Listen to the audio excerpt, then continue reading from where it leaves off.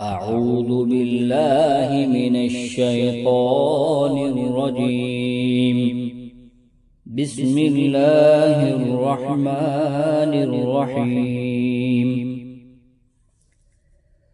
إن الذين آمنوا والذين هادوا والنصارى والصابئين من آمن بالله واليوم الآخر وعمل صالحا فلهم أجرهم عند ربهم ولا خوف عليهم ولا هم يحزنون.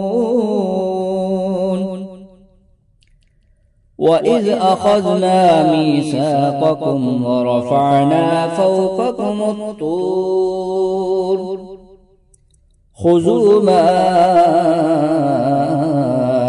آتيناكم بقوة واذكروا ما فيه لعلكم تتقون. ثم توليتم من بعد ذلك فلولا فضل الله عليكم ورحمته لكنتم من الخاسرين. ولقد علمتم الذين اعتدوا منكم في السبت فقلنا لهم كونوا قردة خاسئين فجعلناها نكالا لما بين يديها وما خلفها وموعظة للمتقين.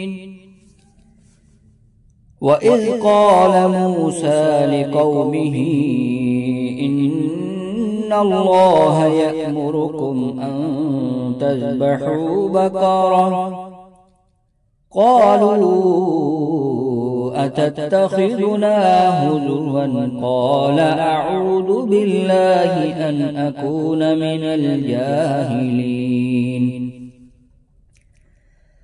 قالوا ادع لنا ربك يبين لنا ما هي قال إنه يقول إنها بقرة لا فارض ولا بكر عوان بين ذلك فافعلوا ما تؤمرون. قالوا ادع لنا ربك يبين لنا ما لونها قال إنه يقول إنها بقرة صفراء فاقع لونها تسر الناظرين. قالوا ادع لنا ربك يبين لنا ما هي إن البقرة شابه علينا وإنا إن شاء الله لمهتدون.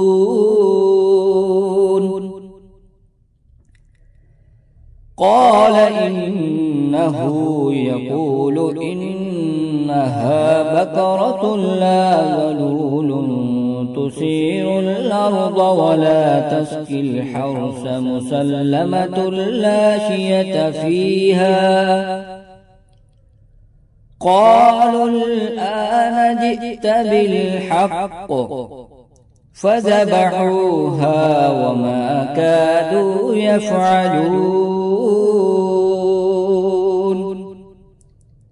صدق الله العظيم.